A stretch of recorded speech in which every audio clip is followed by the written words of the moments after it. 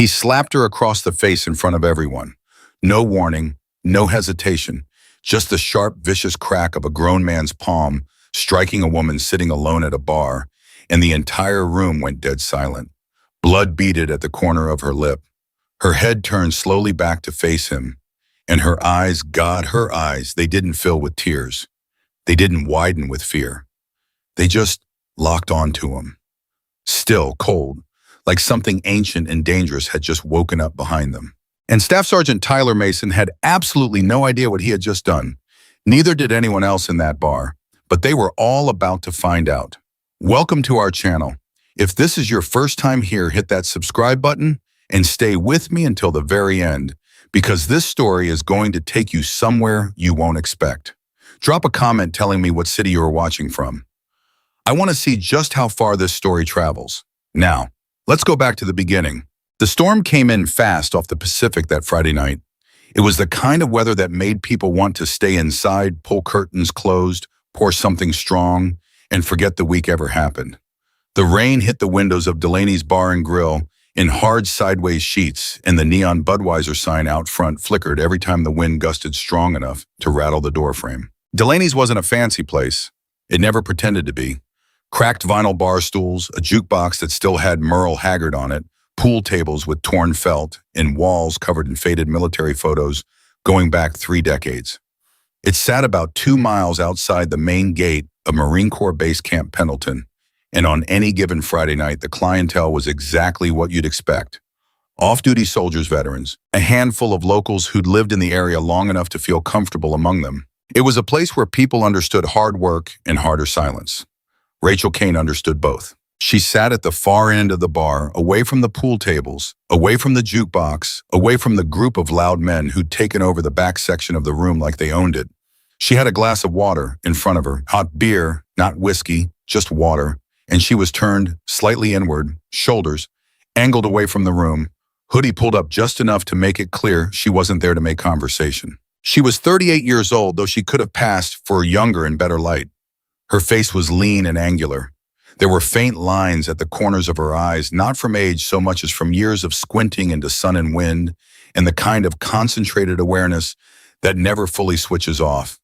Her hands resting loose on the bar were the hands of someone who had spent years doing things most people couldn't imagine. She had driven 40 minutes to get here, not because the bar was special, not because she knew anyone, but because it was far enough from her apartment that nobody would recognize her, and quiet enough, or so she'd thought, to let her sit inside her own head for a few hours without being bothered.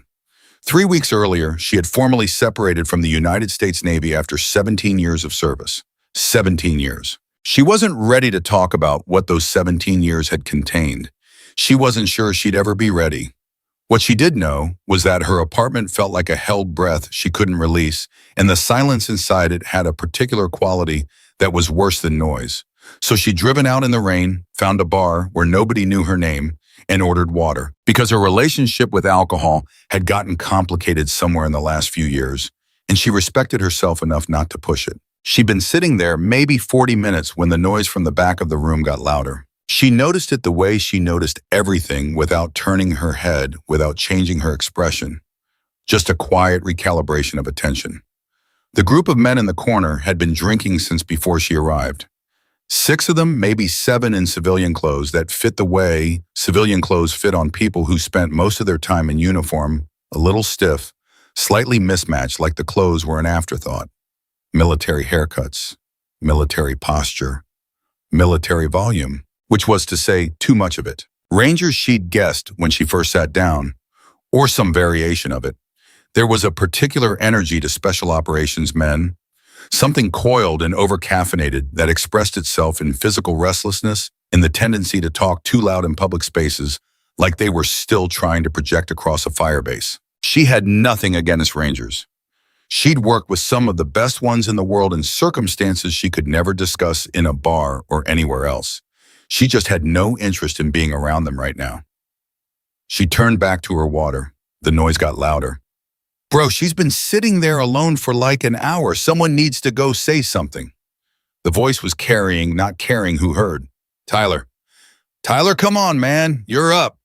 Yeah, I got it. Watch and learn, gentlemen. She heard the bar stool scrape back, heard the confident footsteps, the deliberate I own this room kind of footsteps coming toward her end of the bar. She didn't turn around. Hey there? He slid onto the stool beside her with the ease of a man who had never once in his life been told no and believed it.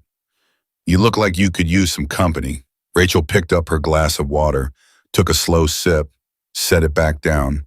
I'm good, thanks. You sure about that? Because this is a pretty rough night to be drinking alone. He glanced at her water glass. Or, whatever that is. Water. She didn't look at him. And I'm sure. A pause. Behind him, his friends were watching. She could feel it. Come on, I'm just trying to be friendly. I know. She kept her voice even flat, without hostility but without invitation. I appreciate it. I'd rather be left alone. The temperature shifted. She felt it the way you feel a weather change before it happens, something tightening in the air. That's kind of rude, you know that. His voice had changed. The charm was still on the surface, but underneath it there was something harder now. Something that didn't like being dismissed. I'm trying to have a conversation with you. I'm not trying to be rude, Rachel said. I'm trying to be clear. Yeah, well, maybe you could try being a little nicer about it. She said nothing, picked up her glass again. This was the moment, she knew, the moment where most men would reassess, recalculate, decide it wasn't worth it. The moment where social survival instinct would kick in and they'd find a graceful exit. Tyler Mason did not have that instinct tonight. You know what your problem is? He leaned in slightly, dropping his voice in that performative way that was actually designed to be heard by everyone nearby. You take yourself way too seriously. She turned and looked at him for the first time, full eye contact, no expression. Please go back to your friends, she said. Not a plea, not a request, a statement of fact delivered in the same tone you'd use to tell someone that the floor was wet. Something crossed his face then. Not anger, not quite yet. Something more like surprise at his own reaction, the flash of disbelief that this quiet woman in an oversized hoodie had just looked at him with the same amount of emotional engagement she'd give a parking meter. He glanced back at his friends. They were watching, grinning. That was the problem. That grin, that collective, expectant grin from 6 men who needed to see their guy recover, their guy get the upper hand, their guy not walk back to the table empty-handed. That was the thing that tipped the equation. Tyler turned back to Rachel. You're something else, you know that. He was smiling now, but it wasn't a real smile. It was the kind of smile that's actually a warning. I've met women like you before. You think because you're sitting there being all mysterious and cold that it makes you interesting? You're not interesting, you're just staff sergeant. The word came out of Rachel's mouth like she'd been holding it in her hand the whole time, just waiting. He stopped. She looked at him. That's your rank, isn't it, Staff Sergeant in Army? Ranger Battalion, probably. You've got the look. A short pause. Which means you know better than this. Go back to your table. The silence stretched. His jaw tightened. How did you... Go back to your table, she said again. Something happened in Tyler Mason's face in that moment. The surprise at being read so accurately because she'd nailed it, and they both knew she'd nailed it, collided with the humiliation of being told off publicly in front of his team, and the result was something ugly. Something that a better man would have swallowed. Something that the best version of Tyler Mason, the version that was capable of existing, would have recognized as a sign to step back and reassess. He did not step back. He reached out and slapped her across the face. Not a push, not a shove, an open-handed slap, hard enough to snap her head to the side, hard enough that the sound of it, that flat, horrible crack, cut through every conversation in the bar and dropped the room into absolute silence. The jukebox kept playing. Merle Haggard distant and unbothered. Everything else stopped. Rachel's head came back around slowly. She pressed her fingers to her lip, looked at the blood. Then she looked at Tyler. And whatever Tyler had expected, whatever reaction his drunk, adrenaline-flooded brain had anticipated, it was not what he got. She wasn't crying, she wasn't shaking, she wasn't looking around for help or reaching for her phone or making the small, frightened animal noises of someone who'd been hurt and didn't know what to do about it. She was looking at him the same way a surgeon looks at a problem. Calm, analytical, like she was deciding something. I'm going to give you one chance, she said. Her voice was the quietest it had been all night. One, take your people and walk out that door, and this ends right now. Tyler blinked. He'd expected crying. He'd expected screaming. He'd expected her to crumble. That was the contract. You display dominance, the other person acknowledges it, and everyone goes home understanding the hierarchy. That was how it was supposed to work. Lady, you should watch your one chance, she said. Just that, nothing else. Behind Tyler, his friends had gone from grinning to uncertain. One of them, a bigger man, Sergeant First Class Dominic Hale, though Rachel didn't know his name yet, had gone very quiet in a way that suggested his instincts were working better than his boss's. He was watching Rachel's hands. He couldn't have said why, exactly. Just that something about this situation had begun to feel different than it had 10 seconds ago. The bartender, a retired Marine named Cobb, who'd seen enough to write 3 books about it, had already taken 3 steps back from the bar and put his hand near the phone. He also wasn't calling yet, because something told him this was not his fight to interrupt. Tyler looked at his friends, looked back at Rachel, spread his hands wide in the theatrical gesture of a man performing reasonableness for an audience. She's crazy, he said, loud enough for the room. Look at her. She moved. Not the way people move in movies, no slow build, no deep breath, no meaningful pause before action. One instant, she was sitting on the bar stool. The next instant, she was off it, and Tyler was discovering that the distance between them was not nearly as much of an advantage as he'd assumed. She caught his wrist with her left hand, not grabbed, caught with the precise mechanical certainty of someone who'd practiced this motion so many thousands of times it had stopped being a thought and become a reflex, and she applied pressure at an angle that Tyler's brain registered as wrong before his pain receptors even had time to send the message. His hand twisted outward.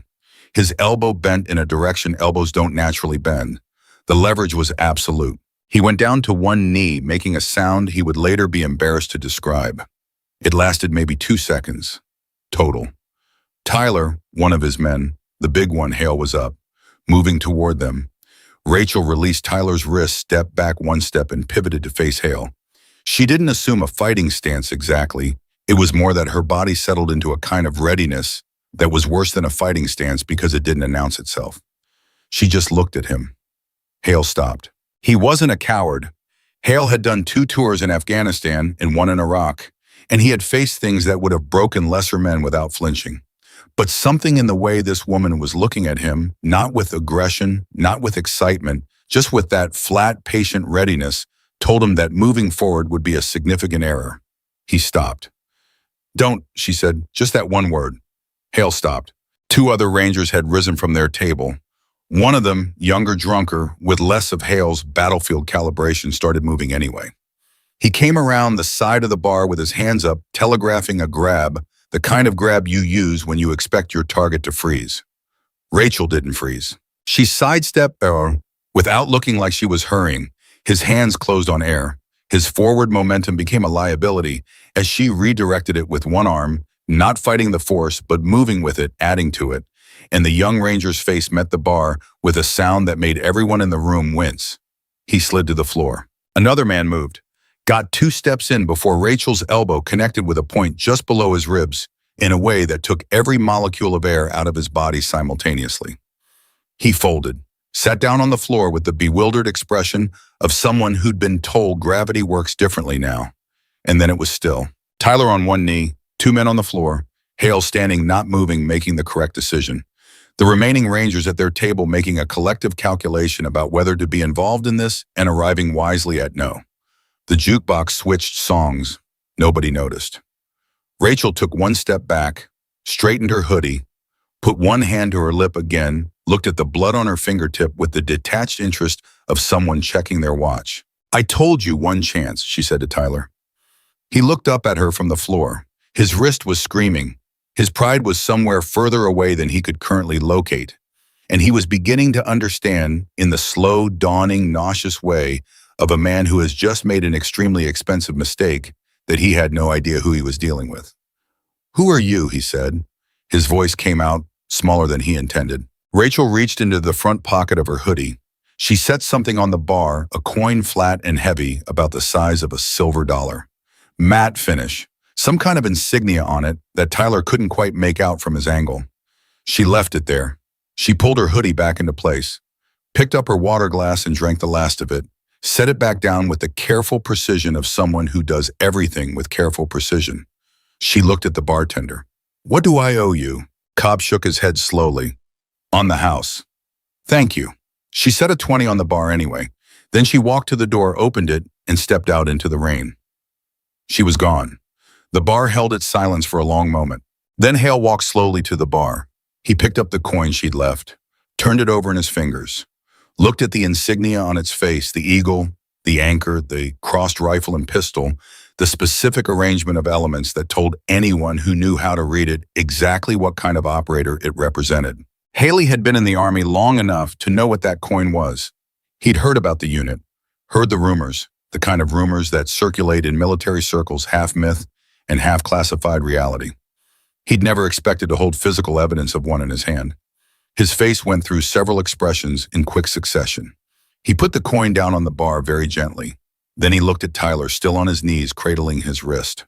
Tyler, he said. His voice was very quiet now. Do you know what that is? Tyler looked up. What?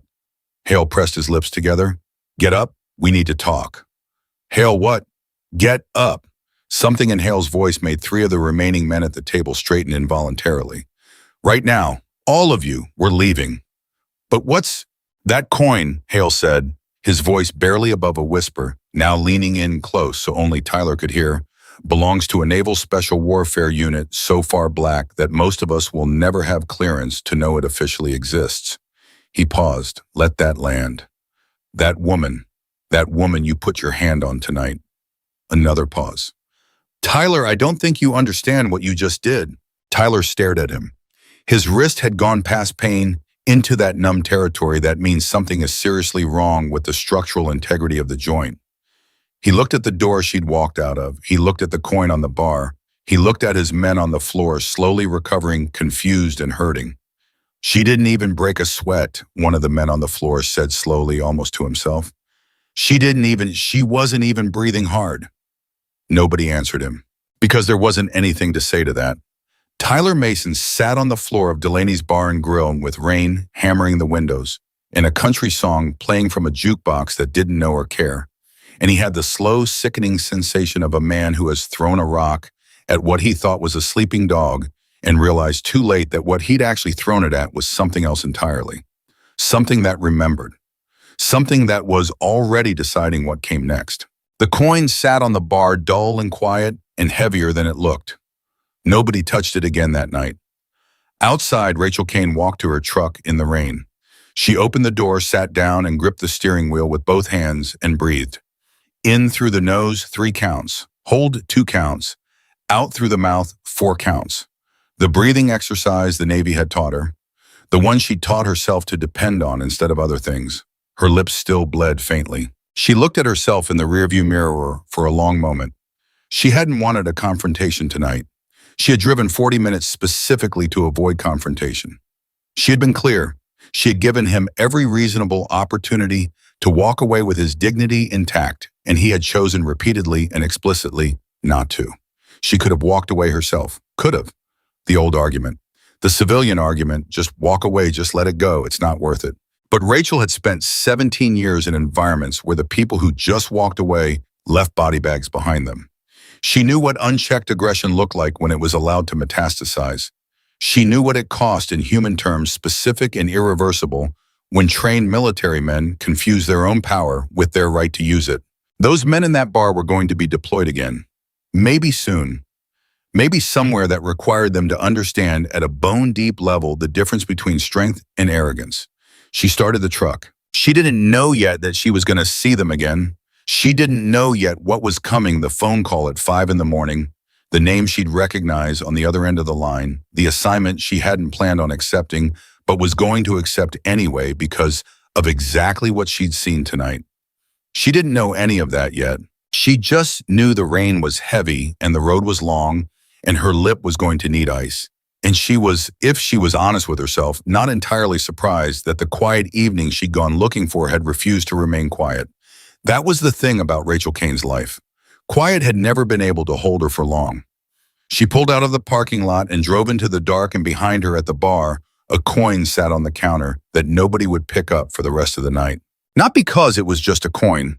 but because every man in that room who looked at it felt the same thing without being able to name it, the instinctive animal recognition of a mark left deliberately by something at the top of the food chain. A message, a warning, and somewhere under that, though none of them would have admitted it, something that felt almost like a dare. Come find out what this means. Come look me up. Come learn what you touched tonight. And one of them, lying on the floor with his ribs still screaming and his pride somewhere south of his stomach, would spend the rest of that night on his phone pulling threads, following the small and carefully redacted trail that the coin represented, arriving eventually at a wall of classification that told him nothing specific and everything general. And that general everything was enough to make him put his phone face down on the hotel nightstand and stare at the ceiling until morning. His name was Dominic Hale, and in the morning everything was going to change. For all of them. Dominic Hale did not sleep that night. He lay on top of the hotel bedspread, fully dressed, boots still on phone face down on the nightstand where he'd put it 3 hours ago and hadn't touched since. The ceiling of the room was unremarkable in every way, and he stared at it with the focused intensity of a man trying to solve an equation that kept changing variables on him. He kept coming back to the same moment. Not the fight, though. The fight replayed itself in his head with the relentless precision of body cam footage, every detail sharp and slightly unreal. Not even the coin. He kept coming back to her eyes, the way she looked at Tyler after the slap. Not with rage, not with fear, not with the kind of wild animal adrenaline that combat veterans learn to recognize as the precursor to chaos. Just that stillness, that absolute pressurized stillness of someone who had assessed the situation, found it manageable, and was now simply deciding how much force the problem required. He'd seen that look before, once, in Kandahar, on a man who'd walked alone through a Taliban checkpoint, hands loose at his sides, and talked his way out the other side before anyone had time to react. That man had been a Tier 1 operator whose actual identity Hale had never been cleared to know. He sat up at 4:47 in the morning and reached for his phone. He didn't dial Tyler. Tyler wouldn't understand yet. Tyler was still in the stage where humiliation felt like the dominant experience, and men in that stage don't think clearly. He didn't dial any of his team. He dialed a number he hadn't used in 2 years, a former 75th Ranger Regiment intelligence liaison named Carver, who now worked in a role he described only as administrative, and which Hale understood to mean something considerably less administrative than that. It rang 4 times, then, this better be something. Carver, I need you to run something for me. A pause. Hale, do you know what time it is? Almost 5, I know. Run it anyway. Another pause. The sound of someone sitting up in bed, which told Hale that Carver was already more awake than he was letting on. What am I running? Unit insignia, Naval Special Warfare. Very black. The coin has an eagle over a globe anchor on the left, crossed rifle and pistol. Below that, there's a designation I couldn't fully read in the light, but it looked like it started with DevGru adjacent framing. Maybe further black than that. Silence. Then Carver said very carefully, "Where did you see this coin?" It was left behind. By a woman. Mid-30s, maybe late. 5'6", lean dark hair. Moved like... Hale paused, trying to find the right word and settling on the honest one. Like water, like everything she did was the only correct option available. More silence. The quality of it had changed. It was the silence of a man who recognized something. "Hale," Carver said slowly, "what did you people do tonight?" The question landed in Hale's chest like a stone dropped in still water. "What do you know? I'm not going to be able to verify this through official channels. You understand that, right? Anything I find is going to be from the edges. Inference and pattern, not direct confirmation." "I understand. What do you know?" Carver breathed out slowly. "There's a name that circulates, in the kind of circles where things circulate without being written down. A female operator, genuinely operator. Not support, not adjacent, attached to a naval special warfare element that doesn't have a public-facing designation. She was embedded with SEAL team units for classified direct action missions starting about 11 years ago.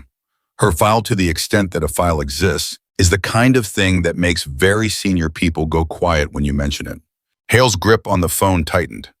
"A name, like I said, nothing official, but the name that moves with the description is Kane." The room seemed to contract slightly around Hale. "Kane," he repeated. That means something to you. Not yet, Hale said. Tell me what else moves with that name. A long pause. He could hear Carver weighing things on the other end, calculating what could be said versus what couldn't, what was rumor versus what was documented reality versus what lived in the permanent gray between them. Syria, Carver said finally. Something happened in Syria, maybe 4 or 5 years ago. A classified direct action mission that went wrong in a specific way. Operational details don't exist in any format I can access, but the aftermath. He stopped himself. The aftermath is what moved through the community. Someone was lost, someone important. And the operator who carried that loss out of the theater reportedly went back into the field within 72 hours and completed the mission objectives anyway. Hale closed his eyes. Alone, he said. That's the story, Carver said. Take it for what it is. Operator mythology has a way of growing in the retelling. And if it's not mythology, no answer. Carver, get some sleep. Hale, and a pause. Tell your people to be careful. Whatever happened tonight, if the name and the coin line up the way you're describing, you want to be very sure nobody does anything else stupid. The call ended. Hale sat on the edge of the bed until the light outside changed from black to gray. He was thinking about Tyler, about the look on Tyler's face when he'd been on the floor, that mixture of confusion and wounded pride and the early tremors of something that might eventually become real understanding if given the right pressure in the right direction. He was thinking about whether Tyler had the kind of character that could metabolize what had happened last night and come out better for it. He genuinely didn't know the answer. At 6:15, his phone buzzed. Not Carver. The notification was from his command. A message from his battalion's training coordination officer marked routine but timestamped at 0530, which meant somebody had been up early doing administrative work that was not in Hale's experience, typically administrative. Mandatory combat readiness assessment. All Ranger Battalion members currently in the San Diego Theater. Reporting time 0700. Location classified training facility, coordinates attached. Instructor TBA. Hale read it twice. He read the timestamp again. 0530, 2 hours after his call with Carver. An hour after he'd learned the name Kane. He didn't believe in coincidence, not in the military, not in this context. He got up, pulled on his jacket, and went to knock on Tyler's door. Tyler answered in 30 seconds, which told Hale that he also had not slept. He looked terrible. His wrist was wrapped in an ace bandage. He'd clearly applied himself from a first aid kit, the kind of field expedient job that communicated both competence and stubbornness. There was a quality to his eyes, red-edged and too alert, that Hale recognized as the particular wakefulness of a man who'd spent the night being a problem to himself. We got orders, Hale said. He held up his phone. Tyler read it. His jaw tightened. Combat readiness assessment today. What the 0700? Tyler handed the phone back. Who called this above our pay grade? Get dressed. Wake the others. Hale started to turn away, then stopped. He turned back. Tyler, last night. I don't want to talk about last night. I know you don't. Listen anyway. Hale kept his voice low level entirely without the heat that part of him felt. What you did in that bar, I'm not going to dress it up. It was wrong, not tactically wrong, not strategically wrong, morally wrong. You understand the difference? Tyler said nothing. And that woman, Hale paused. We need to talk about who she might be before we walk into that facility. Something moved through Tyler's expression. Not fear exactly, more like the first real intrusion of genuine awareness into a space that had previously been occupied entirely by ego and adrenaline. You found something. Enough, Hale said. Get dressed. They arrived at the facility at 0650, all 7 of them in 2 vehicles. The location was a classified training compound about 20 minutes inland from Pendleton, the kind of place that exists on no public map and has a gate staffed by people who don't exchange pleasantries. They'd each been here before for various joint training exercises. It was not unusual for Rangers to rotate through for specialized combat simulation. What was unusual was the receiving officer. He was a Navy commander named Briggs who Hale had never met, but whose reputation was substantial. Briggs had the kind of face that had stopped being young so gradually that he seemed to have bypassed the process entirely and arrived directly at severe. He stood at the entrance to the main briefing room with the clipboard and looked at each of them in turn with the patient assessment of a man who had long ago decided that first impressions were data. Rangers, he said, not a greeting, just a noun. Commander Hale replied, can you give us the operational parameters for today's assessment? In a moment. Briggs made a mark on his clipboard. You're all here. Good. He looked at the group with slightly more attention than before. Long night, nobody answered. Right. He pushed the briefing room door open. Inside, the room was standard metal chairs, projection screen, white walls, the particular institutional quality of a space designed entirely for function. They filed in and took seats without being told to the automatic soldier response to a room with chairs and someone waiting to speak. Briggs stood at the front. He didn't open with pleasantries. You've been assigned to a joint combat readiness assessment with a naval special warfare instructor attached to an operational advisory unit. Duration 5 days. Content urban warfare simulation, psychological endurance evaluation, and joint force integration assessment. He clicked the projector. A name appeared on the screen. Your primary instructor begins in approximately 3 minutes. The name on the screen was Lieutenant Commander Rachel Kane, USN retired, Special Operations Combat Instructor. The silence in the room was the specific silence of 7 men having the same realization at different speeds. Tyler's hands went flat on his thighs. Hale looked at the door. One of the younger Rangers Specialist Fowler, 23 years old, and the one whose face had met the bar the previous night, made a sound that was not quite a word and not quite not a word. Sir, Hale said carefully, is there a possibility the instructor assignment could be reviewed? Briggs looked at him with zero expression. No. On what grounds would a review? There are no grounds, Briggs said. The assignment stands. He paused. Is there something about this assignment I should be aware of, Sergeant? The pause that followed contained multitudes. Hale's mind ran through the calculation at high speed disclosed last night, in which case he was reporting his own team's misconduct before anyone else could, and controlling the narrative or say nothing, in which case he was walking into a room with a woman who had every reason to know exactly who they were, and choosing to say nothing about it. He thought about the coin. She'd left it on purpose. She'd known what it communicated. She had made a deliberate choice to leave her marker in that bar and walk away, which meant she wasn't trying to hide her identity. She wasn't concealing the connection. She was letting them sit with the knowledge of it, which meant she already knew they'd be here. No, sir, Hale said. Nothing. Briggs nodded once. Then we're ready. He turned toward the side door. Commander Kane. She walked in. She was in full tactical gear now, dark-fitted, bearing the quiet precision of equipment selected for function rather than appearance. Her hair was pulled back. Her face was composed and professional and entirely neutral. The bruise at the corner of her mouth was visible. Nobody in that room could look at it without feeling its full context. She stood at the front of the room and looked at them. Nobody looked away. Nobody spoke. The air in the room had the texture of the moment before a decision. Then Rachel Kane said in a voice that was calm and clear and carried absolutely no theatrical weight whatsoever. Yesterday you made a mistake about what kind of person I was. That's your first lesson. She let one beat of silence fall. Assumptions in the field cost lives, not hypothetically, specifically. I have stood at the grave of a man who died because the people around him made an assumption about what the situation was and stopped looking for what it actually was. She walked one step forward.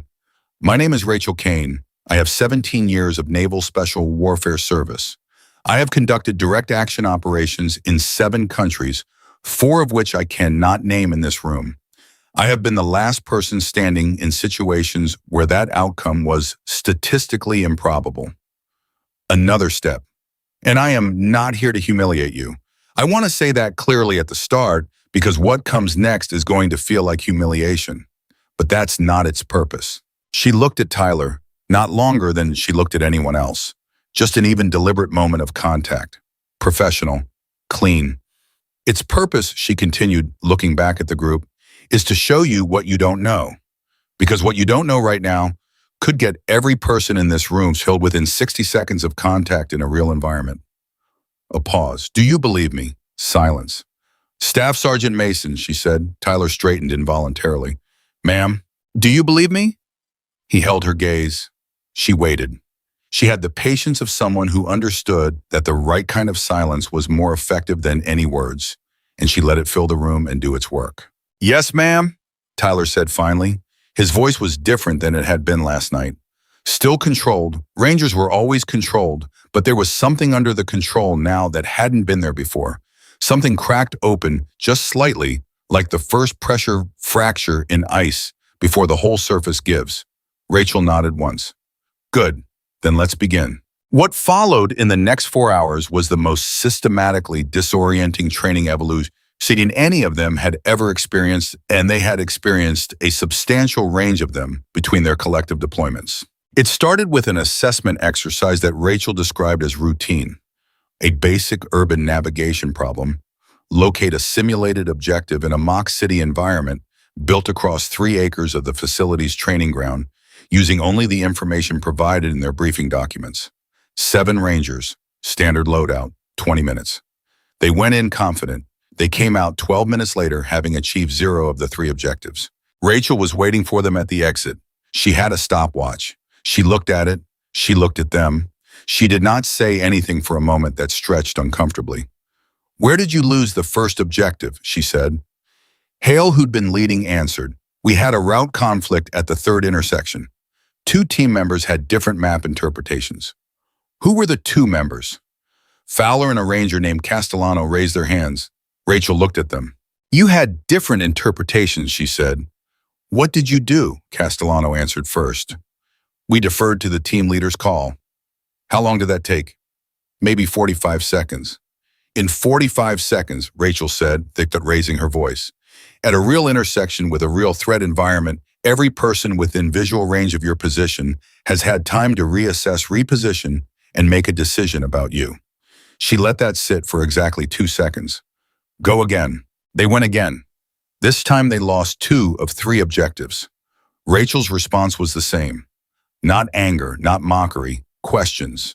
Precise, targeted surgical questions that forced each man to locate exactly where his thinking had gone wrong rather than simply telling him. The effect was unsettling. In a specific way, it was impossible to blame her for how uncomfortable it felt, because she was only asking them to look at their own choices. By the 4th iteration, they were getting 1 of 3 objectives. By the 6th, 2 of 3. It was Hale who noticed the pattern first. He stopped at the debrief and said, "You're not adjusting the problem. The problem is the same every time. You're watching us learn." Rachel looked at him. Something shifted in her expression, not quite approval, but the particular attention of a person who has heard something worth noting. "Yes," she said. "Why?" "Because the most important thing a soldier can do," she said, "is accurately assess his own performance in real time. Not after the fact, during." She looked at the group. "Most of you do your learning after contact. You debrief, you analyze, you adjust for next time. That's valuable. It's also sometimes too late." She paused. "I want you learning while you're in it." Tyler had been quiet through the whole evolution. He'd executed well. Rangers were always technically competent, and Tyler was more than technically competent, but he'd been quiet in a way that Hale kept tracking from the corner of his eye. Not sullen quiet, processing quiet. The kind of quiet that meant something was happening underneath the surface. At the lunch break, Tyler sat apart from the others. Hale brought his tray over and sat across from him without asking. "Don't," Tyler said. "I'm just eating," Hale said. Silence. The sound of a facility at work around them. Then Tyler said without looking up from his tray, "She's better than us." Hale considered how to answer this and decided the honest answer was the right one. "In some things, yes. In most things." Tyler pushed food around his tray. "I keep trying to find the places where she's not, and I can't find them. And I was watching all morning. I was specifically looking." He paused. "That bothers me more than last night." "Why?" "Because last night I was drunk and I made a decision I can explain even if I can't excuse it." Tyler finally looked up. "This morning I've been sober and sharp and watching one of the best tactical minds I've ever seen in a training environment, and I can't find the ceiling. I can't find where she stops." He shook his head slowly. "Where does she stop, Hale?" Hale thought about Carver's voice on the phone at 5 in the morning, about Syria, about 72 hours. "I don't know," he said honestly. "But I think that's sort of the point. Tyler looked at him. She's not teaching us the skills, Hale said. I think she's teaching us the attitude, the thing underneath the skills. He paused. The thing that makes you keep going when the math says stop. Something moved through Tyler's face. He looked back down at his tray. His wrapped wrist rested on the table between them, a physical fact that wasn't going anywhere, a consequence that was going to take weeks to heal. I owe her something, he said quietly. You owe her a lot of things. I know. A long pause. I don't know how to... Not yet, Hale said. Not today. Today you just work. Not today. Tyler nodded, just once. And something in the set of his jaw had changed from what it had been at 7 this morning and what it had been at the bar last night. And Hale couldn't have named the exact quality of the change, except that it moved in a better direction than the ones before it. Across the room, Rachel Kane sat at a table by herself with a bottle of water and a worn tactical notebook. She was writing in it in small, precise handwriting, and she didn't look up. But she had heard everything. Her table was closer than they'd realize. And her hearing, like everything else about her, was not average. She wrote one line in the notebook after Tyler's last words, and then closed it and looked out the window at the training ground where they'd be going back in 20 minutes. The line she'd written was Mason, possible. She capped her pen. She had 5 days to find out if she was right. The afternoon of day 1 ended with nobody eliminated and nobody victorious, which Rachel later told Commander Briggs was exactly where she expected them to be. Not because they were bad soldiers, because they were proud ones. And pride in her experience was the last thing to break and the first thing that needed to. Day 2 started at 4:45 in the morning, not with an alarm, with Rachel's voice coming through the facility intercom at a volume calibrated precisely to be impossible to sleep through, but not quite loud enough to constitute a formal wake-up call. She read coordinates, grid references, a rendezvous time of 0500, nothing else. Hale was dressed in 4 minutes. The others took between 6 and 9. Tyler took 3. They assembled at the coordinates, a staging area on the north edge of the training compound, to find Rachel already there, gear on expression neutral, holding 7 folders. She handed one to each of them without speaking. Inside each folder was a single sheet of paper. On it, a name, a role, a set of behavioral parameters and the words, "You are now this person" at the top in bold type. You are no longer Rangers, Rachel said. You are a mixed civilian-military extraction team operating in a denied environment. You have 48 hours. Your objective is on page 2. Fowler flipped to page 2. This says our objective is to extract a compromised intelligence asset from a hostile urban environment while evading a pursuit element. He looked up. Who's the pursuit element? Me, Rachel said. The word landed in the group like a dropped weight. Just you, Castellano said. He said it carefully, like a man checking whether a surface will hold his weight before committing. Rachel looked at him with the patience of someone who has heard this exact question before and understood exactly what it cost the person asking it. Just me, against 7 of us, against 7 of you. She checked her watch. Your head start is 15 minutes. I'd suggest using them. Nobody moved for exactly 2 seconds. Then Hale said, go, and they went. What followed over the next 6 hours was the most comprehensively humbling experience that any of the 7 Rangers would ever admit to having in a training environment, and most of them would never admit to it at all. Rachel didn't chase them. That was the first thing they got wrong. They assumed pursuit, assumed she would come from behind, assumed the geometry of the problem, placed her at the start point, and then moving away from it. They set up layered rear security, staggered their movement, used every counter-surveillance technique in their collective repertoire. None of it mattered because Rachel wasn't behind them. She was in front of them. She had memorized the training compound layout with the kind of granular precision that comes from spending 48 hours on site before the exercise began, walking every path, clocking every choke point building in her mind, a 3-dimensional model of the space that she could navigate in the dark, in noise, under pressure, without conscious thought. She knew where they were going before they decided to go there because she understood how Rangers think, the tactical logic, the preference for high ground, the instinct toward defensible positions, and she'd planned for each of those preferences before they arrived. Fowler was the first one taken. He was on rear security, moving through a transition between 2 cover positions. When Rachel appeared from a lateral angle he hadn't covered because his mind had placed her threat vector behind him. She had him on the ground with a hand signal indicating eliminated before he'd finished processing that she was there. He sat down where she indicated and stayed down, partly because those were the exercise rules, partly because something in the quality of her appearance, the suddenness of it, the complete absence of warning, had triggered a primal response in him that went past training and into something older and harder to argue with. She was gone before he could call it in. The radio traffic that followed was instructive. Castellano, receiving Fowler's elimination report, said, "North perimeter secure," with the automatic confidence of a man who has not yet learned that his security assessment is already outdated. 12 seconds later, his own radio crackled with Rachel's voice speaking calmly on their own frequency. "Castellano," she said, "your north perimeter is not secure. You have 2 exposed angles and 1 covered position you haven't checked because it requires moving backward. Also," a brief pause, "you're favoring your left side when you move. Old injury." Castellano grabbed his radio. "How are you on our frequency?" "I've been on your frequency since 0512, Rachel said. "You didn't change it at the first position. Transfer, basic operational security. It's in the folder." It was in the folder. Page 3, item 7. Change frequency at each major position transition. They had not done it. Castellano was eliminated 4 minutes later. And this was the thing, this was the element of it that got inside them in a way that pure physical superiority never could have. She kept talking to them through their own radio, not taunting, not triumphant, calm, instructional, specific, telling them what they'd missed, what they'd revealed, what she'd used against them and how.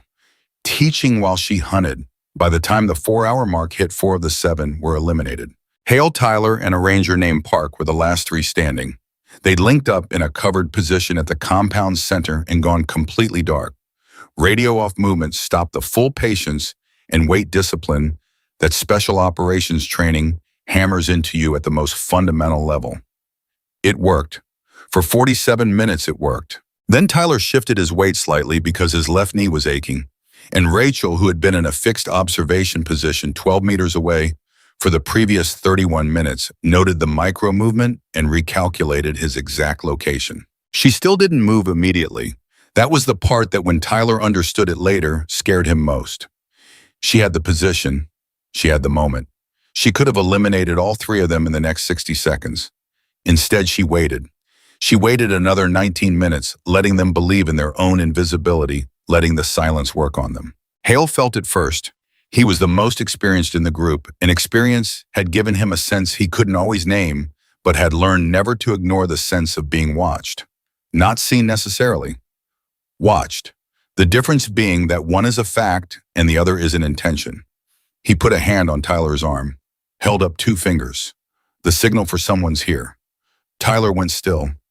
Park on Hale's other side mouthed, "Where?" Hale shook his head slightly. He didn't know where. That was the problem. He could feel the attention, but he couldn't locate the source. And that gap between feeling and knowing was exactly the space Rachel had designed the exercise to expose. Tyler made a decision. Later, Hale would identify this as the first real decision Tyler had made in the exercise, not a reaction, not a default, but an actual choice based on assessed information rather than ego or instinct. He picked up his radio, turned it on, he pressed transmit.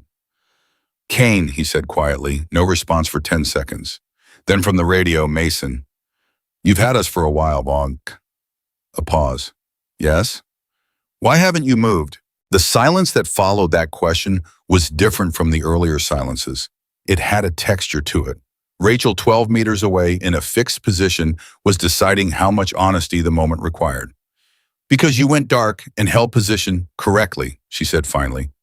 "That was the first time today that any of you defaulted to discipline instead of instinct. I wanted to see if you'd hold it." Tyler processed that. "How long were you going to wait?" "As long as it took for you to break." "What if we didn't break?" Another pause. "Then I would have given you the objective, because a team that can hold discipline under pressure is a team worth giving ground to." A beat. "But you broke by turning the radio on." Tyler looked at the radio in his hand. "Yeah." "Why did you turn it on?" He thought about the honest answer and decided it was the only one worth giving. "Because I needed to know if you were there, not where, just whether." Quiet on the other end for a moment. "That's fear," Rachel said. "Not an accusation, a diagnosis. Not the bad kind, the kind that tells you something's wrong before you can see it, but you let it override discipline. Another beat. In a real environment that kills you. I know. Do you, Claire? Yes, ma'am. The use of the title came out differently than it had that morning. Not the automatic deference of a soldier addressing a superior. Something more direct than that. Something that acknowledged without being able to fully articulate it that the authority in Rachel's voice had been earned in a way that transcended rank. Mason Hale Park, exercise concluded. Her voice on the radio was level. Returned to the staging area. They walked back in silence, all three of them, collected the 4 eliminated Rangers along the way. When they reached the staging area, Rachel was already there sitting on a field case writing in her notebook with the same focused calm she carried everywhere. She didn't look up when they arrived. She said debrief in 10. The debrief lasted 2 hours. This was the thing about Rachel Kane's teaching methodology that none of them had expected. She spent more time in the debrief than in the exercise. Not reviewing what had gone wrong in a general sense, but locating the precise moment for each man, the exact decision, the exact second where the error had entered the system. Fowler's was lateral threat axis. He'd been trained to cover his rear, but had a conditioning gap in his left peripheral assessment. She'd found it in the first 5 minutes of observation. Castellano's was the frequency error, yes, but underneath the frequency error was a deeper pattern. He checked his own work by asking team members to confirm it rather than verifying it independently. In a team with accurate information that worked fine, in a compromised information environment, it created cascade failure. For each man, the pattern. For each man, the moment. For each man, the specific mechanical truth about how their mind worked under pressure and where that mechanism had a gap. When she got to Tyler, she paused. Not long, 1 or 2 beats, but in a debrief where she'd moved through each person with clean efficiency, the pause registered. Mason, your error was the radio call, but your error before that error was assuming that going dark was the final move rather than a position in an ongoing sequence. She looked at him directly. You treated stillness like an answer. It's not an answer, it's a question. What do you do when stillness isn't enough? Tyler held her gaze. Find another move. Find another move, she confirmed. You can't outweight a patient enemy by being patient. You have to change the frame of the problem. She closed her notebook. You almost did that. The radio call was an attempt to change the frame. The execution was wrong, but the instinct was not. She paused again. Note that. Hale, sitting 2 seats away, watched Tyler receive this and watched something happen in Tyler's face that Hale could only describe as the beginning of a recalibration.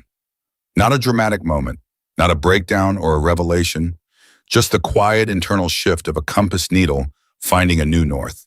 The twist that none of them had seen coming arrived at 1900 hours when Commander Briggs called Rachel into his office, and the door was still thin enough that Hale, waiting in the corridor, heard 3 sentences. Briggs said, Washington is asking about the Syria file. Rachel said nothing for 2 seconds. Then who's asking? Briggs said the same people who always ask when they think enough time has passed for the answer to change. What Hale heard next was silence, then Rachel's voice at a register he hadn't heard from her before. Not louder, quieter. The specific quiet of someone controlling something large. Tell them the answer hasn't changed. Another pause. It won't. Briggs said something Hale couldn't make out. Then Rachel said, if they want to open that file, they open it without me. I don't revisit the dead for political convenience. The door opened. Rachel walked out into the corridor and found Hale standing there. She looked at him with an expression that was perfectly composed and revealed in its perfection exactly how much effort the composure required. They looked at each other for 2 seconds. Get some sleep, she said. She walked past him down the corridor, and Hale stood there with the weight of what he'd overheard settling into him slowly the way cold settles into a room when a window has been opened too long. Syria, a file, the dead, and the voice of a woman who had carried something so heavy for so long that the weight of it had become structural, not something she bore, but something she'd built herself around. He went back to the bunk room and didn't tell anyone what he'd heard. Not yet. Day 3 arrived at 04:30, no intercom this time. Rachel came into the bunk room in person and turned on the overhead light and said, up, now, something's changed. The quality of her voice had changed, not urgency exactly, but density, the compression of words used by someone operating on less margin than usual. They were assembled in 4 minutes. She stood in front of them and said, "Today's exercise has been modified. You are no longer the extraction team. You are the compromise." She let that land. An asset you were protecting has been captured. Your mission is recovery. Your opposition is a full Tier 1 advisory element that I have brought in from outside this facility. A pause. These are not simulated operators. They are active duty SEAL unit personnel who have been briefed to treat this as a real problem. The room got very quiet. "Real contact protocols," Hale said, "modified. Force markers only, no live engagement, but communication, intercept, physical restraint, and full psychological pressure authorized." She looked at them steadily. "They will use everything they have. So will you." Castellano said very carefully. "And you," Rachel's answer was, "I'll be coordinating." What she didn't say, what none of them understood until it happened, was which side she'd be coordinating for. The exercise started at 0600. By 0643, Rangers had been restrained by the SEAL element and were sitting in a designated holding area, waiting to be formally processed as captured assets. By 0715, the remaining four had split into two pairs and gone to ground in separate positions on the east side of the training compound. At 0722, Tyler's radio crackled. Not with Hale's voice, not with any of his team, with Rachel's. "Mason," she said, "don't move." He didn't move. "There are two SEAL operators in the building directly north of your position. They came in 40 minutes ago and they've been waiting. They know you're in the area." A pause. "They don't know your exact position yet. You have approximately 90 seconds before the team to your east finishes their sweep pattern and completes the box." Tyler processed this at speed. "You're telling me this?" "Yes. You're supposed to be coordinating their side. I'm coordinating both sides." A beat. "That's not how this works." "How it works," Rachel said, "is however I decide it works. Right now I'm deciding you need to know this piece of information and use it in the next 60 seconds, or it becomes worthless." Her voice was completely even. "What do you do?" Tyler looked at Park, who was 3 meters away and had heard the exchange through the earpiece. Park raised his eyebrows. "Your call." Tyler thought about what she'd said in the debrief. You can't outweigh a patient enemy by being patient. You have to change the frame of the problem. "North building," he said. "We don't avoid it. We go through it." Park stared at him. "Two operators waiting for us to come around the building," Tyler said rapidly. "They're set up for perimeter engagement. They're not set up for internal contact because nobody goes toward the thing they're supposed to be afraid of." He was moving, already pulling Park with him. "We go in through and out the north side. We're behind their setup before they know we moved." The radio was silent for 3 seconds. Then Rachel said, "Go." They went. The next 4 minutes were the most technically precise work Tyler had done in the entire exercise. No hesitation, no ego in the movement. Just the clean, functional application of everything that had been stripped away and rebuilt over the previous 2.5 days. They went through the north building, through the gap in the SEAL element's internal coverage out the north exit, and were at the objective point in completing the recovery sequence before the two waiting operators understood that their perimeter position had become irrelevant. When the exercise concluded and the full debrief began, it was the SEAL element coordinator, a lieutenant commander named Watts, who'd been running joint exercises for 8 years, who said the thing that everybody else was already thinking. He looked at Tyler and said, "That was a legitimate solution. I've run this scenario 40 times. Nobody's gone through the building before." Tyler said nothing for a moment. Then he looked at Rachel. She was writing in her notebook. She didn't look up, but she said, "He changed the frame." And Watts looked at her and back at Tyler and nodded slowly in the way of a man revising an assessment he'd already written in his head.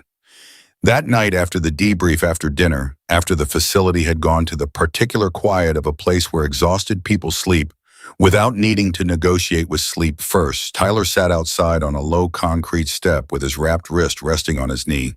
He heard the door behind him open. He didn't need to look. Rachel sat down on the step beside him. Not close. 2 feet of deliberate space. She had her notebook closed in her hands and was looking at the dark tree line at the edge of the compound. They sat in silence for almost a full minute. Tyler said, "I'm sorry, Tom." She didn't answer immediately. She looked at the tree line. "I know. I don't mean about the training. He turned to look at her profile.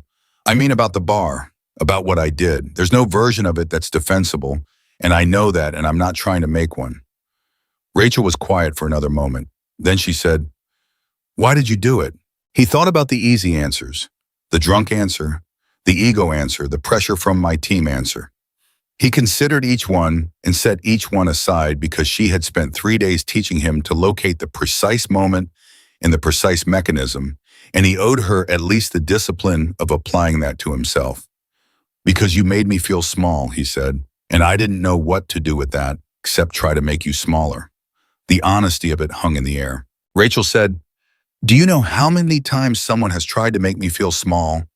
I can imagine, but no, she said quietly. You can't. Not bitter, just factual. But you did the most damage you could access in that moment, and the damage you accessed was a slap, which tells me something about your actual limits that you should probably think about.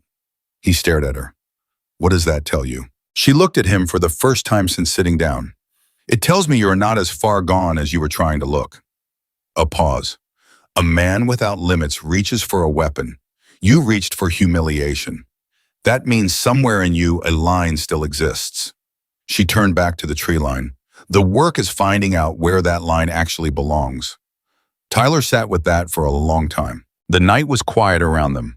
Inside, 6 Rangers slept the sleep of men who had been methodically taken apart and were being piece by careful piece put back together differently. Rachel stood up. She held out her notebook.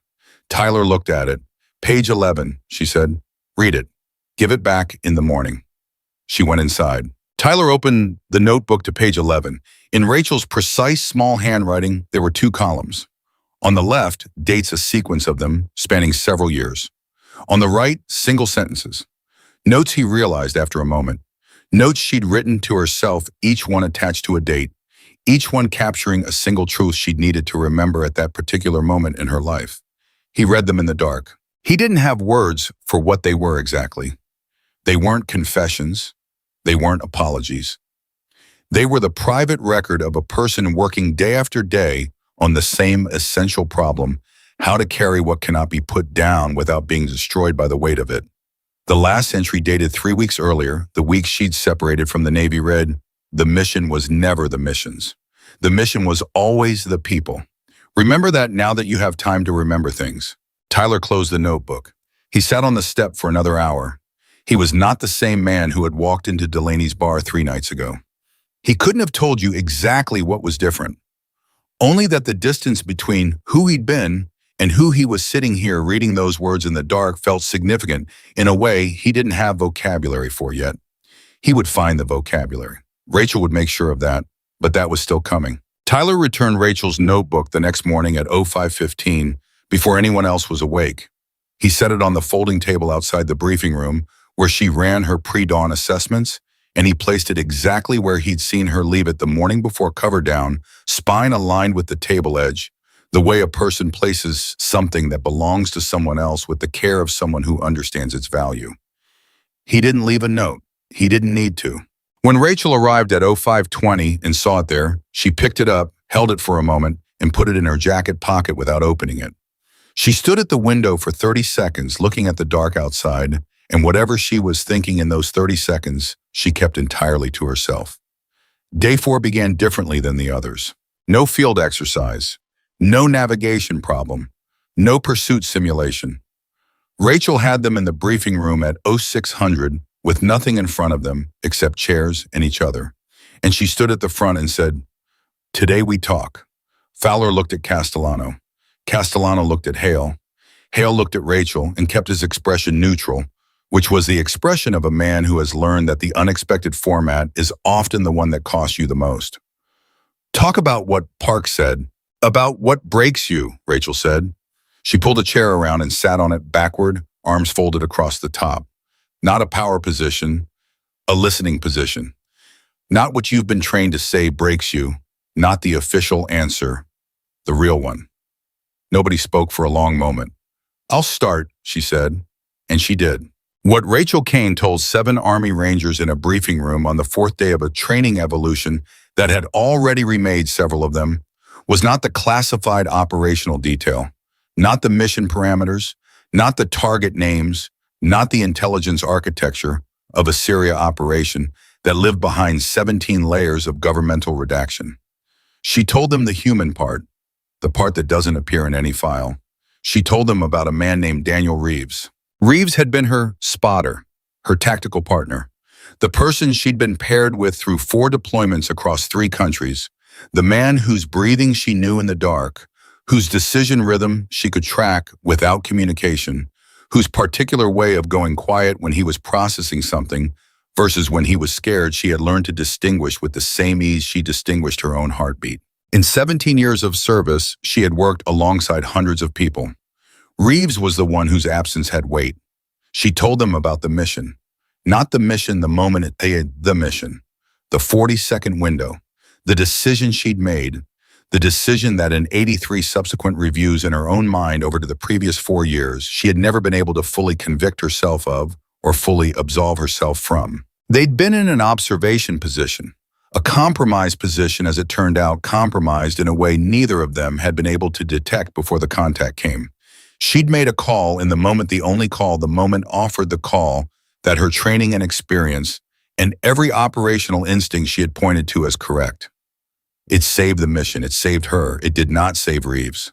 She'd carried him out herself, 4 kilometers, through a threat environment that her after-action report described in the dry, depersonalized language of operational documentation, in which she experienced as the longest and most silent 4 kilometers of her existence, with his weight across her shoulders in the specific and irreversible knowledge of what his silence meant. She told it without drama.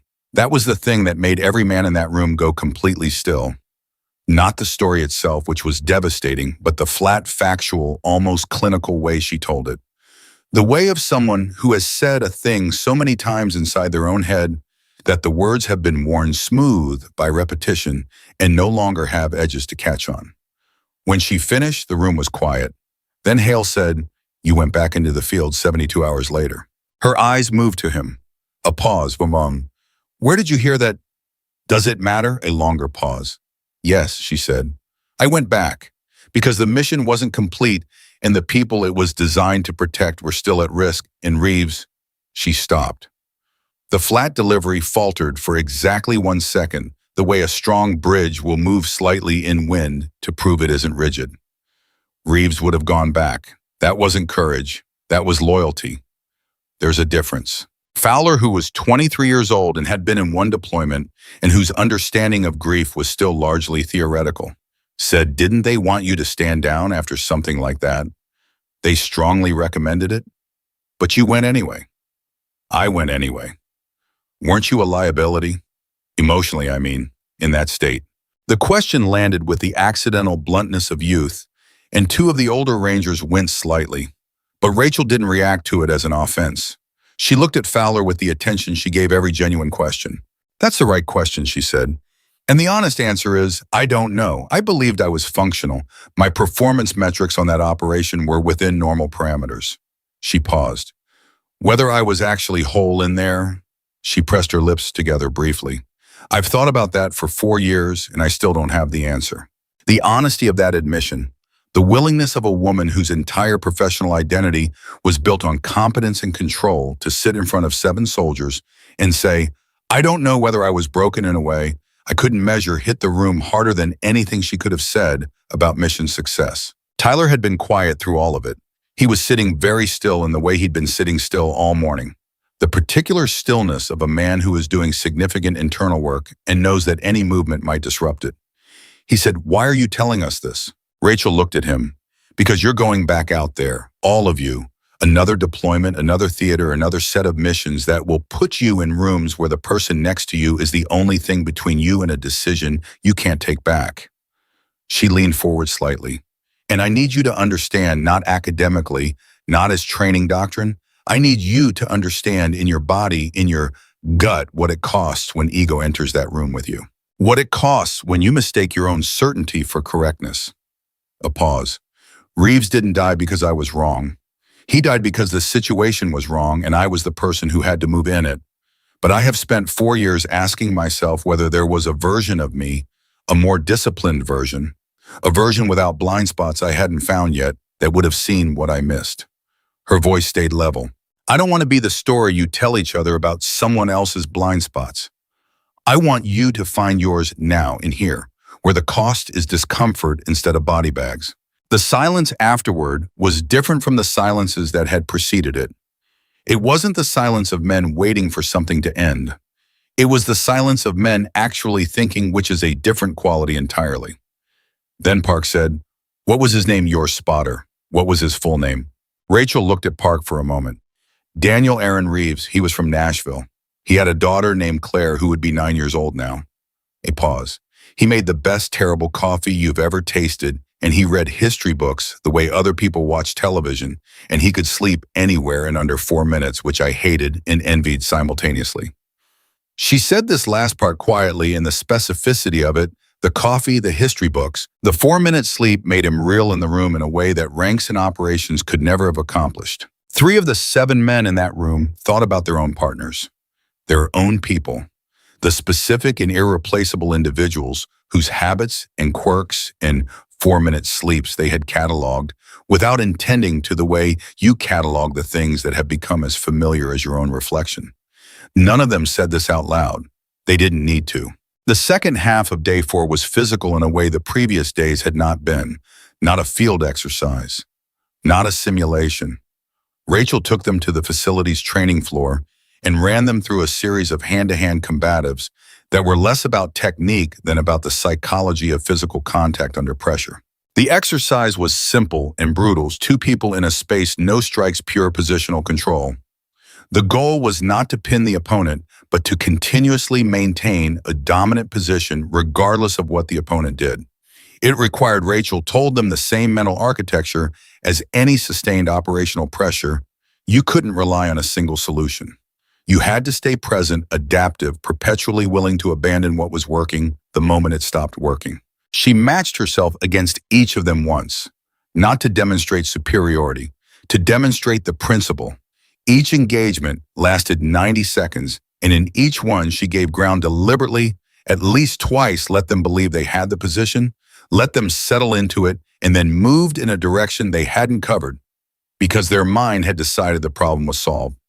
When she was done with each one, she asked him the same question: "When did you stop looking for my next move?" The answers varied in detail, but not in substance. They all stopped looking the moment they thought they had her. That was the pattern. That was always the pattern. Success in the immediate moment creates the conditions for the next failure, because success tells the brain the problem is resolved. Tyler went last. When he entered the mat space, something had already shifted in his approach.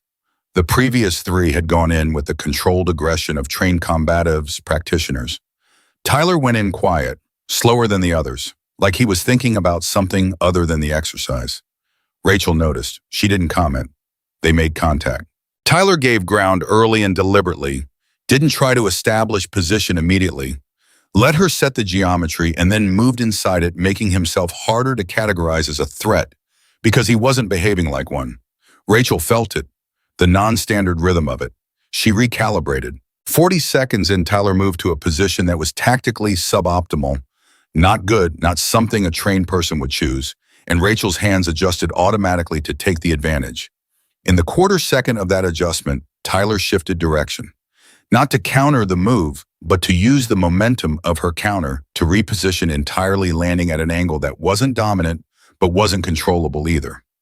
She looked at him. He was breathing steadily. His face had an expression she hadn't seen on it before. Not satisfaction, something quieter. The expression of someone who has applied a lesson and found it worked and is more interested in understanding why than in celebrating that it did. "Change the frame," he said. "Yes," she said. She stepped back. "Where did you learn to think like that?" A pause. "From watching you." The briefest thing moved through her expression. She nodded once. That was when Commander Briggs appeared at the edge of the training floor, and the expression on his face erased every other thing in the room. Rachel saw it and straightened. Briggs walked to her and said in a low voice that carried to at least Hale and Tyler, "Washington, the Syria inquiry, they've escalated."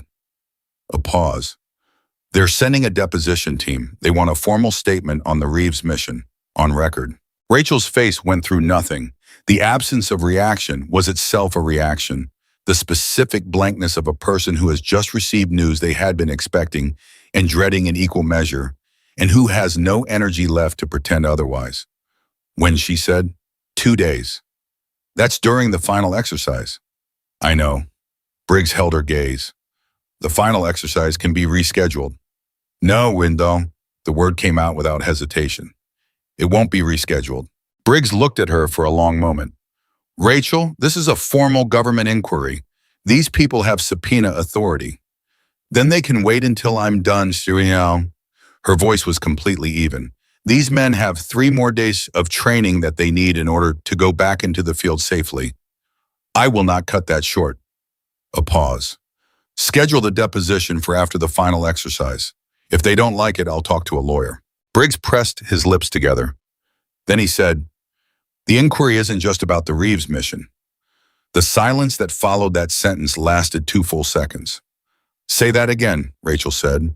Briggs looked at the Rangers at the edge of the training floor, some looking away, some trying to look away and failing, and lowered his voice further. There's a secondary element.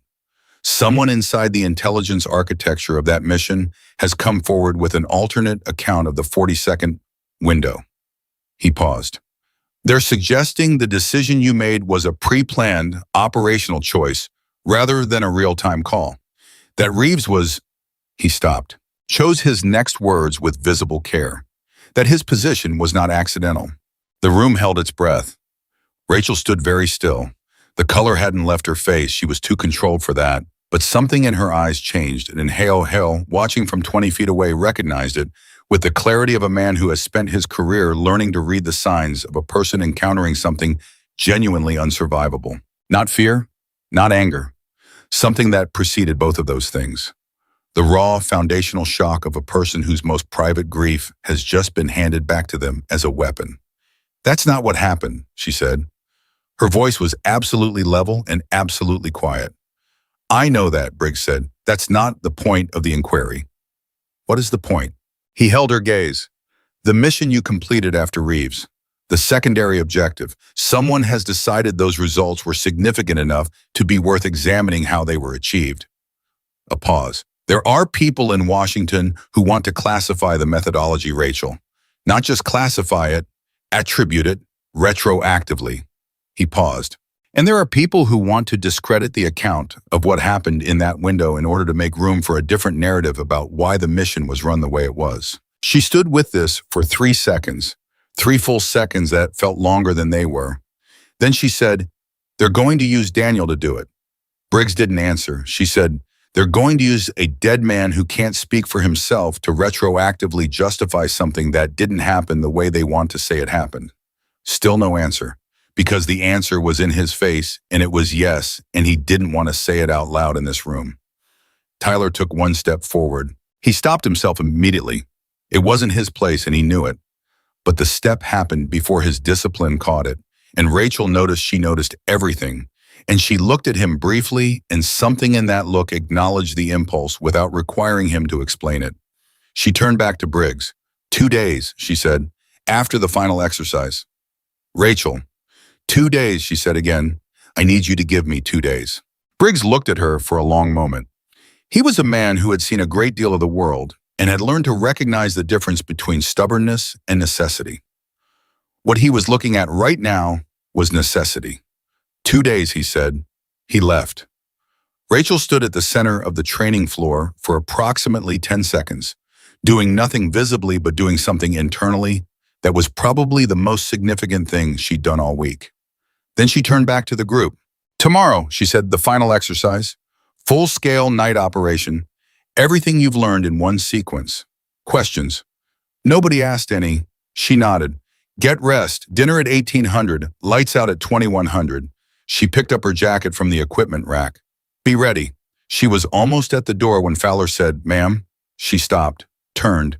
Fowler was 23 years old and had not been sure 4 days ago that he had anything to learn from a woman he'd never heard of in a training evolution he hadn't requested. He stood up from his bench and said, whatever they're saying about Syria, whatever that inquiry is about. He paused, choosing words with the visible effort of a young man saying something He means precisely and doesn't want to get wrong. We were listening today when you told us about Reeves. He gestured towards the group, a small motion that somehow included all of them. None of us in this room think what they're trying to say is true. The room was silent. Rachel looked at Fowler for a moment. She looked at the others. She said, "I know." Then she left. The door closed. The 7 Rangers sat in the training room with the particular collective quality of a group that has gone through enough together to have a shared weight. Hale leaned back in his chair and looked at the ceiling. Castellano was turned slightly away from the others, which was how Castellano processed things.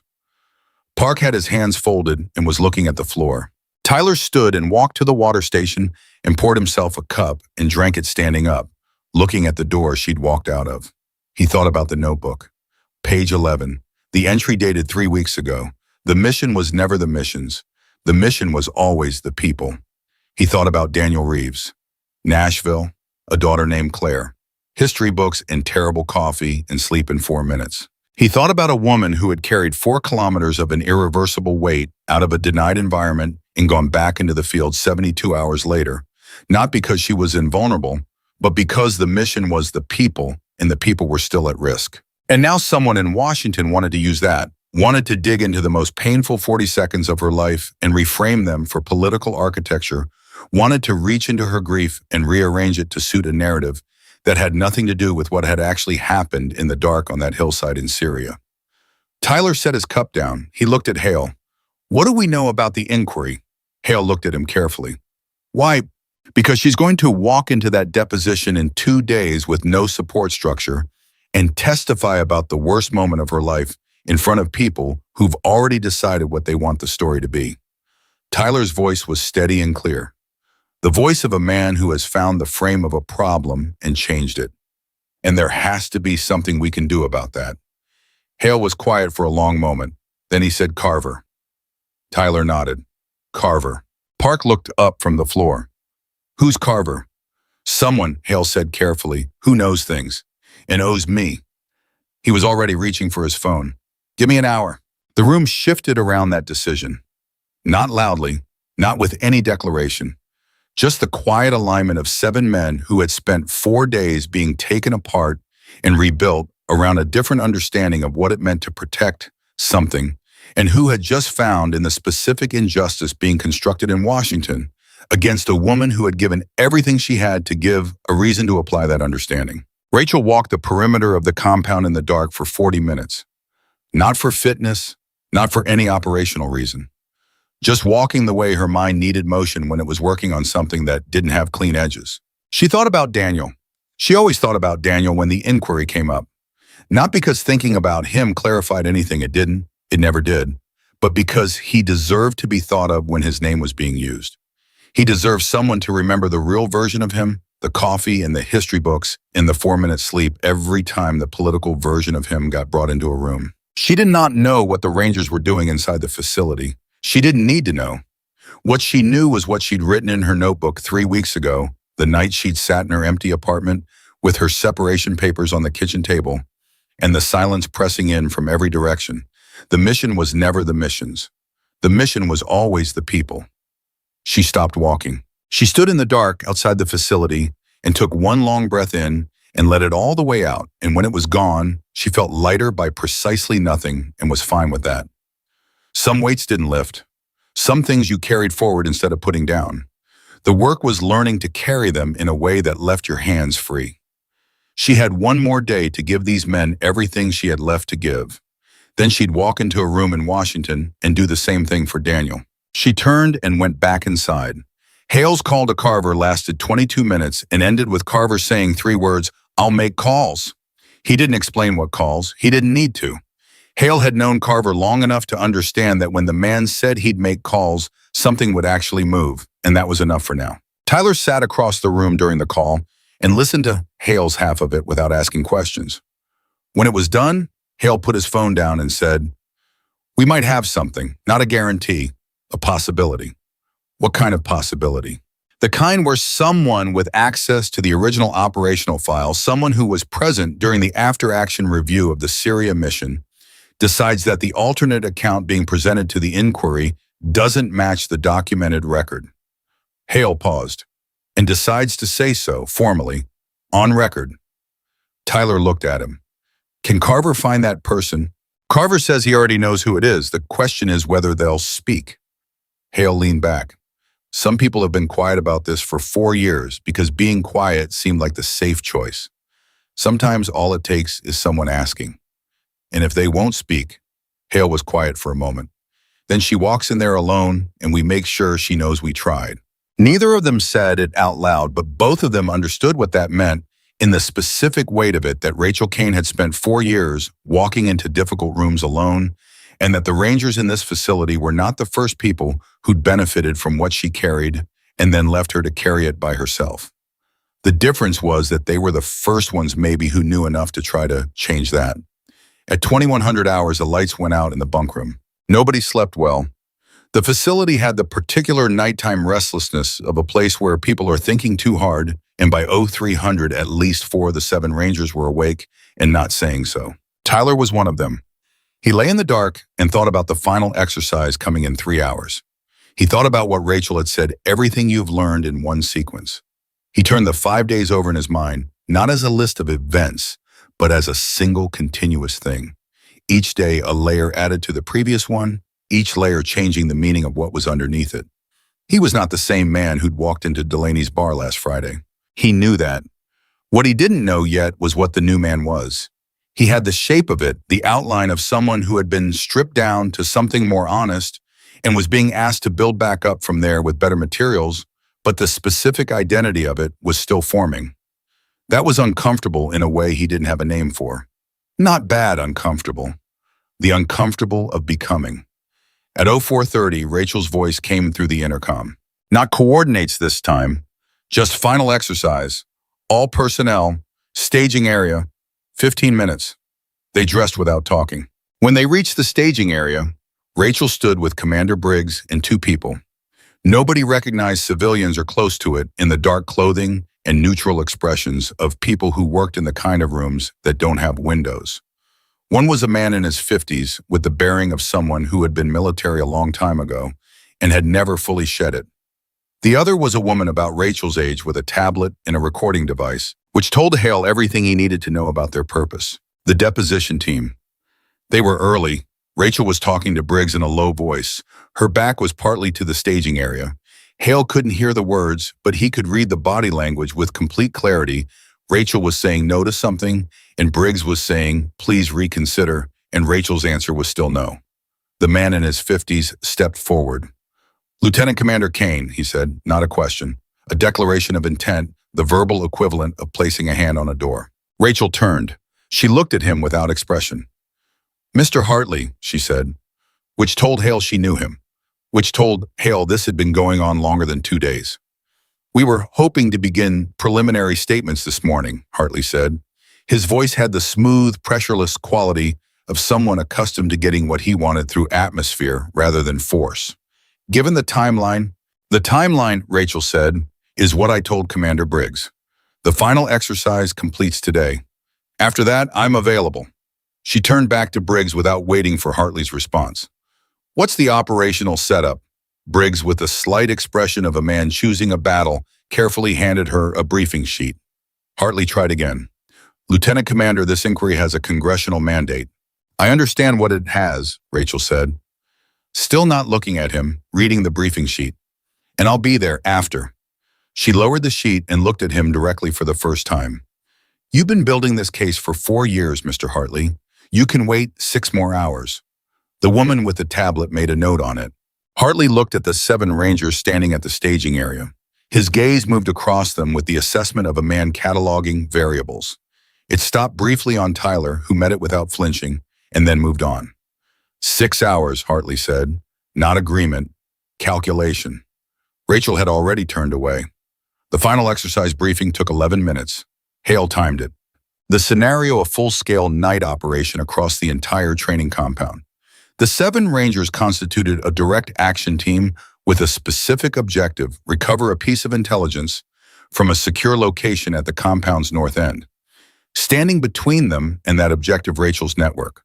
Not just Rachel, the full advisory unit she'd referenced on Day 3-8 active duty Naval Special Warfare personnel who had been on site since 0200 in position prepared. 8 against 7. But Rachel had one additional parameter that she announced at the end of the briefing, and the way she announced it, flat factual without drama, was somehow the most dramatic delivery possible. I will be in the field, she said, not coordinating, in the field. My objective is the same as my team's prevent your success. A pause. But I have one constraint they don't. I cannot be in more than one place at once, she looked at the group. Use that, Fowler said very quietly to the man beside him. She's going to be everywhere. The man beside him, Castellano, said, I know. They went in at 0500. The first 7 minutes were the quietest 7 minutes any of them had experienced in the training compound. Total darkness, total radio discipline, total reliance on the individual skills and collective instincts that had been systematically rebuilt over 5 days of being taken apart by one woman and her relentless, patient surgical method of instruction. Hale led the first movement. He made the first decision, split the team into 3 elements, 2 of 2 and 1 of 3.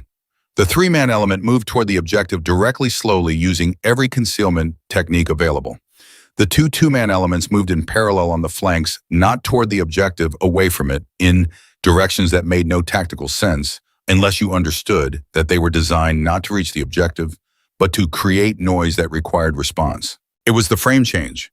Tyler's frame change turned into a team tactic. Hale hadn't been sure it would work. He wasn't sure now. But he'd spent 5 days watching Rachel teach them that the correct instinct was always the one that changed the geometry of the problem, and this was the only option that changed the geometry.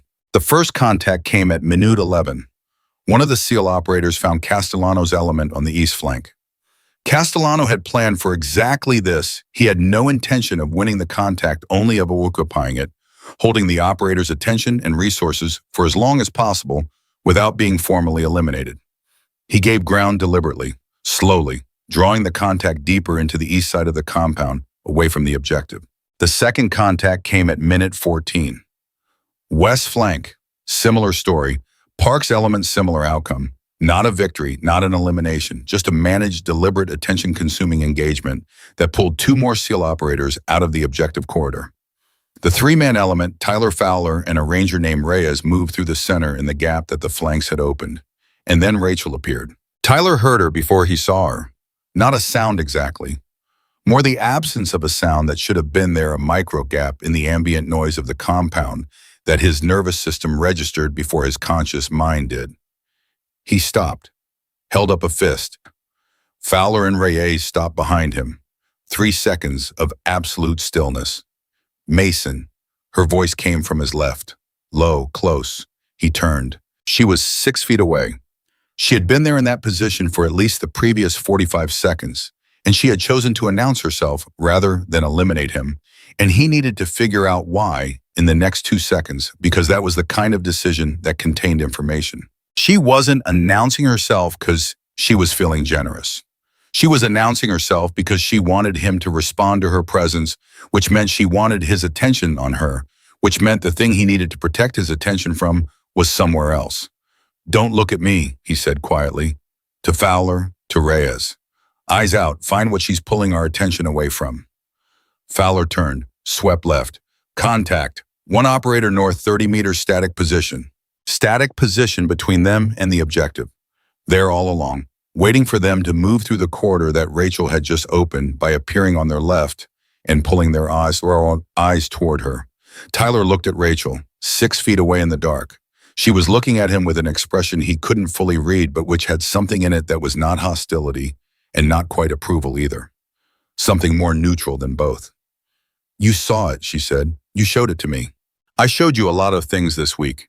You had to be the one to see them. The radio crackled in his ear. Hale from a position Hale hadn't announced to anyone except the timeline they'd pre-agreed. Center element, you have a 90-second window on the east side of the operator's position. The flanks are holding, but not for long. 90 seconds. Tyler looked at Rachel. She had not moved. She had the legal authority within the exercise to formally eliminate him. At any point he was within arm's reach. She had clearly identified his position. The exercise rules gave her the advantage. She hadn't used it. Why am I, he said, Not a full question. Just that one word. She understood it. Because eliminating you isn't the point. A pause. Surviving you is. It took him 2 full seconds to parse that, and then he understood she wasn't in this exercise to beat them. She was in it to see if they could beat themselves, the versions of themselves they'd been at the start of the week, and she'd been structuring every moment toward that outcome since 0600 on day 1. Go, she said. Oh, he went. He took Fowler left wide around the static position using the corridor that Hale's flanks had opened on the east side. Reyes went right as a decoy, moving deliberately visible, drawing the static operator's attention to the right, while Tyler and Fowler came around the left. 44 seconds to the objective location. Tyler's hands found the intelligence package, a sealed case the size of a hardback book, in the location specified in the briefing. He held it for 1 second. Just one. Then his radio said in a voice that was not Hale and not any of his team, "Exercise concluded." It was Rachel. She was still on their frequency, the way she'd been on their frequency since day 1, and her voice through the radio in the silence after those 2 words carried something different from every other time he'd heard her speak over the radio this week. Not triumph, something quieter, more private. The sound of a person who has watched something she set in motion arrive where she intended it to go. The debrief was in the briefing room at 0730. Briggs ran it, not Rachel. Rachel sat at the back of the room and said nothing, which was its own form of communication. LCDR Watts, who'd been on site since day 3 and had watched the full arc of the week, gave the technical assessment. His verdict was precise and unambiguous. The team had completed the primary objective using a tactical methodology that had not appeared in any previous iteration of the exercise scenario. The frame change. The deliberate sacrifice of flank engagement to create corridor. The specific decision in the field to look away from the apparent threat and find the real one. He looked at Tyler when he said the last part. Tyler didn't react. He was watching Rachel at the back of the room. She was writing in her notebook. When the formal debrief concluded, Briggs dismissed the group. They filed out. Tyler lingered. He was the last person in the room except for Rachel, who had not moved from her chair at the back. She finished her note, closed the notebook, looked up and found him standing there. "The deposition," he said. "Today." "Yes." Hale made some calls. Someone who was present at the Syria After Action review. They may be willing to provide a formal statement. Rachel was very still for a moment. "Who?" "Hale's contact is working on it. We don't have a name yet. But Carver," he paused. "Hale trusts him." She held his gaze for a long moment. Something moved behind her eyes, not the controlled, professional blankness she wore most of the time, but something more unguarded than that. The specific expression of a person who has been operating alone for so long that the appearance of unexpected support requires a moment to process. "You didn't have to do that," she said. "I know. This isn't your fight." "With respect, ma'am," Tyler said quietly, "you spent this entire week making it our fight. Making us understand that what happens to the people next to us is our fight by definition." A pause. "I'm just applying the lesson." Rachel looked at him for 3 seconds. Then she did something he hadn't seen her do all week. She smiled, not the brief, controlled expression of professional acknowledgement she'd given him in the field. A real one, small and unguarded, that appeared and disappeared quickly, like light through a shutter. "You graduated," she said. He didn't know if she meant from the exercise or from something larger. He suspected she meant both. The twist that changed everything arrived at 09:15, 40 minutes before the scheduled deposition, in the form of Hale appearing in the doorway of the briefing room with his phone held out in an expression that Tyler had never seen on Hale's face before. Not shock, something past shock in the territory of reckoning. "Carver called back," Hale said. Rachel looked at him. "The person who was present at the Syria After Action review." Hale paused. "It's not one person, it's 3. 2 intelligence officers and a naval officer who was on the ground element that night." He paused again, longer this time. "All 3 have provided sworn statements to a federal oversight office, not the inquiry, a separate office corroborating the original operational account." "Corroborating your account." He lowered the phone. "The alternate version being presented by the inquiry doesn't match the documented record at any point. And now there are 3 people on record saying so." The room was quiet. Rachel said, "When did they provide these statements?" "Carver says the statements were filed this morning, 0700. He met her eyes. for the deposition was scheduled to begin.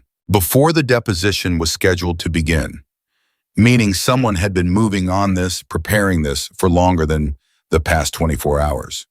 Meaning Carver had known this was coming and had made calls that set things in motion that were already in motion, and the 2 days of Hale's asks and Tyler's determination and the Rangers' collective refusal to leave her to walk into that room alone had accelerated something that was already building.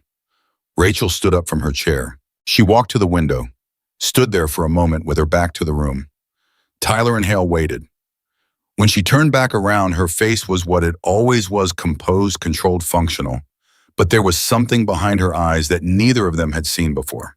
Something that had been under pressure for 4 years and had just found in 3 sworn statements filed at 0700 on a Tuesday morning the first genuine release valve it had encountered. She said, "Daniel deserved better than 4 years of this."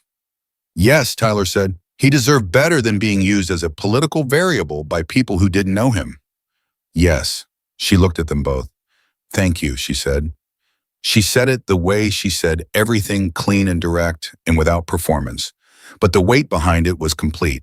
Hartley, when informed of the 3 corroborating statements at 0945, did not react visibly.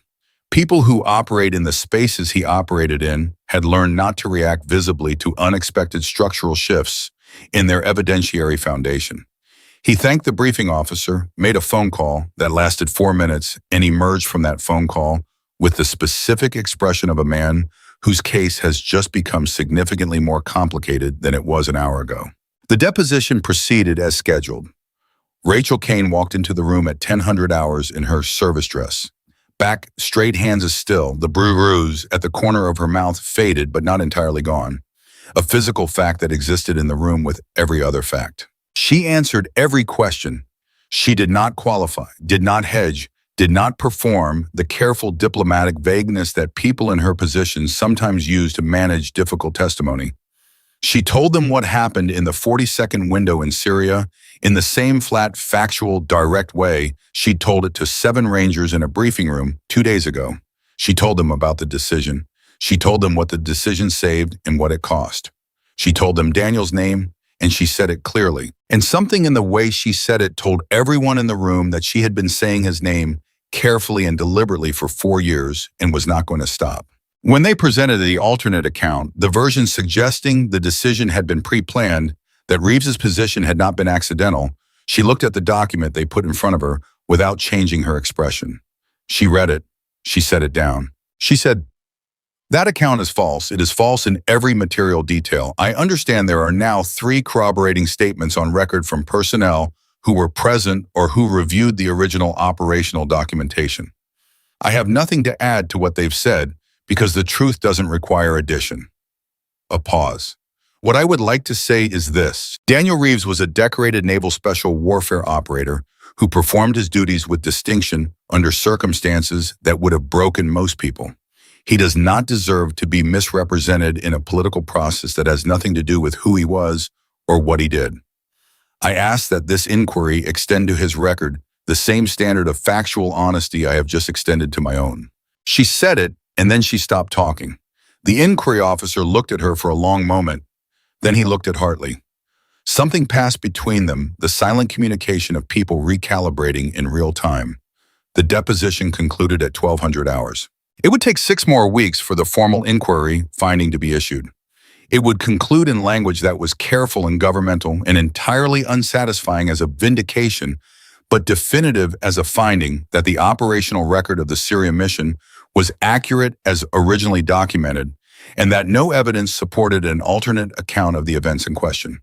The finding would include a brief paragraph acknowledging the service record of Daniel Aaron Reeves, decorated naval special warfare operator killed in action. Rachel would read that paragraph 3 times when the finding arrived in her inbox. She would not cry. She would sit at her kitchen table for a while, and then she would close her laptop and make coffee, and the coffee would be nothing like the terrible, wonderful coffee that Daniel had made on every forward operating base across 4 countries over 4 deployments, and she would drink it anyway. But that was 6 weeks away. On the day of the deposition at 1300 hours, Rachel walked out of the government facility and found Tyler Mason leaning against the wall outside in civilian clothes with 2 paper cups of coffee. He held one out, She looked at it. You waited. We all waited. He gestured with his head toward the parking area where Hale and Fowler and Castellano and Park and Reyes and the seventh ranger, whose name was Webb, and who had said almost nothing all week, but who had absorbed everything, were standing around two vehicles with the patient, unhurried quality of men who have nowhere else to be right now. She looked at them. All seven. She took the coffee. It was not good coffee. It was facility-adjacent gas station coffee from a place 3 blocks away that Tyler had found in the 12 minutes between the deposition ending and Rachel walking out. It was the kind of coffee that exists primarily as a vehicle for warmth and the acknowledgement that warmth is needed. She drank it anyway. They stood outside for a few minutes, all 8 of them, in the particular quality of quiet that exists after something significant has concluded and before whatever comes next has declared itself. Then Hale said, "What happens now?" Rachel turned the cup in her hands. She thought about her apartment, the held breath of it, the silence that had been pressing in from every direction for 3 weeks. She thought about the separation papers on the kitchen table and the question they'd left behind them about what. She looked at Tyler. "You're going back to your battalion." "Yes." "And then deployment." "Probably 6 months, maybe less." She nodded once. She was quiet for a moment. Then she said, "I'm going to be teaching, formally.